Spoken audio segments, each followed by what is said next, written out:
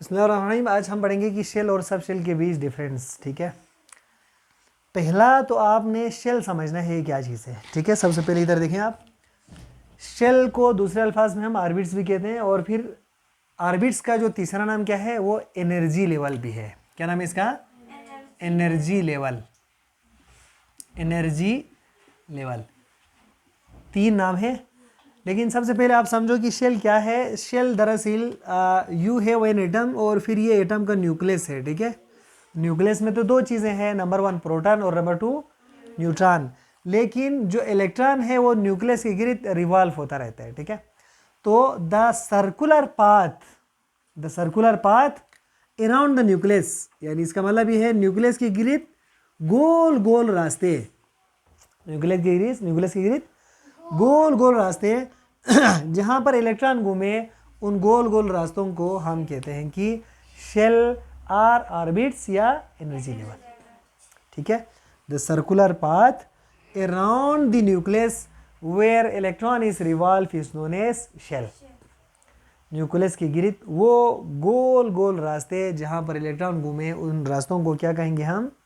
Shell कहेंगे। जैसे ये पहला शेल है, एक इलेक्ट्रॉन, ये दूसरा शेल है, और ये तीसरा शेल है, थर्ड शेल है।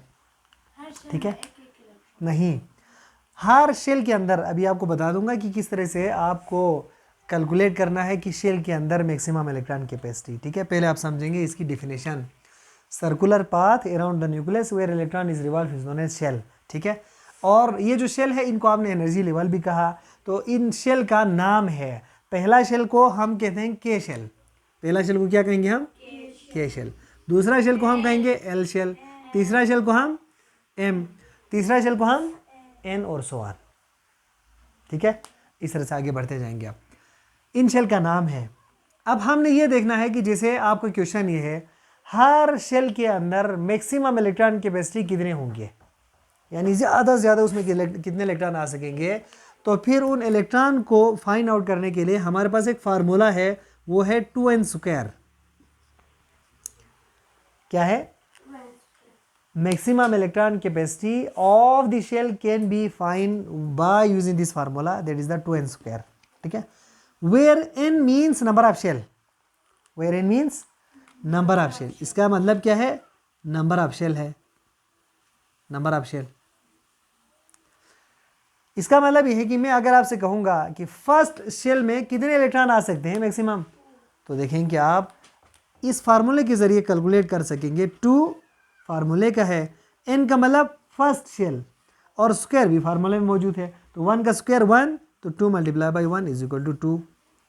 तो पहला शेल में 2 इलेक्ट्रॉन आएगा। ठीक है, अब मैं अगर आपसे कहूंगा लेट सपोज थर्ड शेल में कितने इलेक्ट्रॉन आएंगे, तो आप फिर फार्मूला इस्तेमाल कर लीजिए। आप थर्ड शेल में कितने इलेक्ट्रॉन आ सकेंगे, how many number of electrons would be accommodated in the third shell. तो कोई मसला नहीं, आप इस फार्मूले को इस्तेमाल कर लीजिए, 2n², और यहाँ पे 2 और n की जगह पर आप क्या रखेंगे? 3 का स्क्वायर, और फिर इसके बाद 3 3 ज़ा 9, 2 मल्टीप्लाई बाई 9, तो 2 9 ज़ा 18। तो पता चला कि आपको थर्ड शेल के अंदर मैक्सिमम इलेक्ट्रॉन कैपेसिटी जो है वो 18 हो सकता है। 18 तक, 18 से ज़्यादा नहीं होगा, 18 तक होगा। ठीक है, कम होगा, एक भी हो सकते हैं, दो भी हो सकते हैं, 3 4 5 6 7 8, 18 तक, लेकिन 18 से ज़्यादा थर्ड शेल में नहीं आ सकते। तो ये क्लियर हो गया बात। तो यहाँ पर सिंपल आपको ये बताने की कोशिश की कि शेल क्या है। शेल का मतलब the circular path around the nucleus where electron is revolve is known as shell. Shell की जो नाम क्या है? के शेल, एल शेल और एम शेल। और शेल्स की जो एनर्जी के बारे में हमने वो हर थ्योरी में पढ़ा था। ठीक है, वो शेल जो न्यूक्लियस के करीब हो तो फिर उनकी एनर्जी कम होगी। जैसे जैसे आप न्यूक्लियस से दूर होते जाएंगे, उन शेल की एनर्जी भी क्या होगा?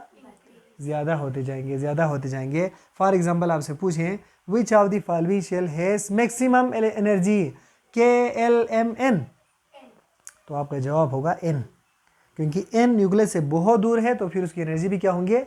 बहुत ज़्यादा होंगे। तो ये चीज़ क्लियर होगी आपको। अब हम जाएंगे आगे, और चीज़ है कि हमारे पास सब शेल है। आप क्या है अगला?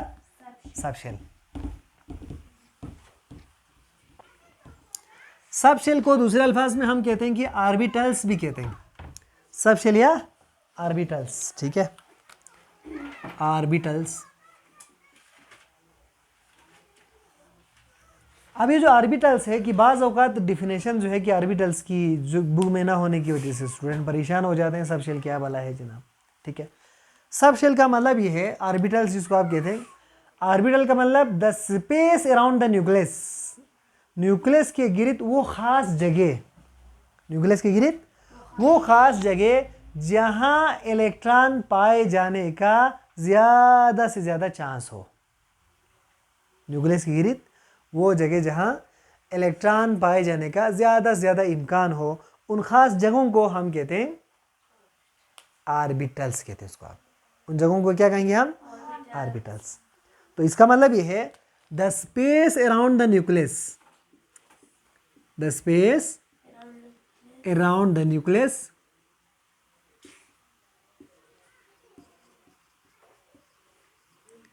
where maximum chance of finding electron, chance of finding electrons, यानी इसका मतलब पता चला कि आपको न्यूक्लियस के गिर्द वो ख़ास जगह जहाँ पर इलेक्ट्रॉन पाए जाने का ज़्यादा से ज़्यादा इम्कान हो, उन जगहों को हम क्या कहा जाता है? उन खाली जगहों को हम कहते हैं कि ऑर्बिटल्स। उन जगहों को क्या कहेंगे हम? ऑर्बिटल्स कहेंगे। अब ये जो ऑर्बिटल्स है कि वो 4 तरह से है। ऑर्बिटल कितने तरह से है? 4 टाइप्स ऑफ ऑर्बिटल है। Number 1 S orbital, number 2 P orbital, number 2 D orbital और number 4 F orbital, S P D F. ये जो एस पी डी एफ है ना कि ये एब्रीवेशन है दरअसल। एस पी डी एफ कोई ब्लॉक का नाम तो नहीं, S P D F shortcut है, एब्रीवेशन है। वेयर एस मीन्स क्या है? एस मीन्स एस किस चीज़ की एब्रीवेशन है? एस शार्प है इसका मतलब। Where S for sharp orbitals, इसका क्या मतलब है? शार्प ऑर्बिटल्स है। Where P for principal orbitals, P का क्या मतलब है? Principal orbitals. डी का मतलब है कि डिफ्यूज ऑर्बिटल्स। एफ का मतलब ये है कि फंडामेंटल ऑर्बिटल्स। तो ये 4 शॉर्टकट है। इसका मतलब शार्प ऑर्बिटल्स, पी का मतलब प्रिंसिपल ऑर्बिटल्स और डी का मतलब डिफ्यूज ऑर्बिटल और एफ का मतलब है कि फंडामेंटल ऑर्बिटल्स, ठीक है। अब ये जो 4 हमारे पास ऑर्बिटल्स है, इन ऑर्बिटल्स के अंदर भी इलेक्ट्रॉन कैपेसिटी जो है वो आप याद रखेंगे वो फिक्स्ड है, ठीक है। एस ऑर्बिटल में मैक्सिमम इलेक्ट्रॉन जो कैपेसिटी है कि वो 2 है, 2 से ज़्यादा नहीं आएगा इसमें। कल मैं जब आपको इंशाल्लाह इलेक्ट्रॉनिक कन्फिगरेशन समझाऊंगा ना, तो इलेक्ट्रॉनिक कन्फिगरेशन में ये बात आपने बिल्कुल पक्का याद रखना है। और पी ऑर्बिटल में कितने इलेक्ट्रॉन आएंगे? मैक्सिमम 6। और डी ऑर्बिटल में कितने आएंगे? 10। और एफ ऑर्बिटल में मैक्सिमम इलेक्ट्रॉन कैपेसिटी 14 होंगे। और याद रखें कि यहाँ पर एक और इम्पॉर्टेंट आपकी इंफॉर्मेशन के लिए बता दूँ, तो यहाँ पर एस ब्लॉक भी तो है ना, एक एस ब्लॉक है, दूसरा पी ब्लॉक है, तीसरा डी ब्लॉक है, चौथा जो है कि वो एफ ब्लॉक है।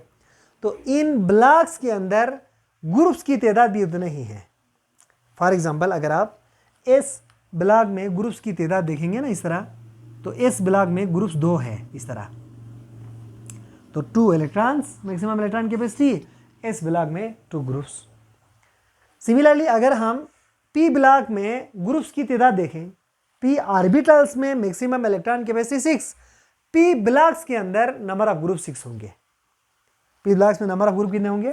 जैसे आप देखेंगे यहाँ पर, तो ये पी ब्लॉक है ना, तो इसमें ग्रुप की तादाद 6 होंगी। ए 1 2 3 4 5 6, इस तरह से 6 होंगे। सिमिलरली जब हम देखेंगे, एक एक्स्ट्रा आ गया यहाँ पर, जब हम डी ब्लॉक्स की बात करेंगे ना, तो डी ब्लॉक्स के अंदर आपको जो नंबर ऑफ ग्रुप्स है ना वो 10 नजर आएगा, ठीक है, 10 ग्रुप्स नजर आएगा। जैसे 1 2 3 4 5 6 7 8 9 10, ये डी ब्लॉक है। सिमिलरली जब आप एफ ब्लॉक की बात करेंगे तो फिर उसमें ग्रुप्स की तादाद कितने नजर आएंगे? 14, ठीक है। तो यहाँ तक क्लियर हो गया बात। तो आपको अगर बिलफर्ज कहा जाए कि what is difference between the shell and sub shell, या आपसे पूछा जाए कि ऑर्बिट्स एंड ऑर्बिटल्स, तो फिर आप इन पॉइंट्स को दिमाग में रखिए, ठीक है। फिलहाल के लिए इतना ही। नेक्स्ट लेक्चर के साथ आपसे दोबारा मुलाकात होगी। फिलहाल मुझे इजाज़त दीजिए। अल्लाह हाफिज़, बाय बाय।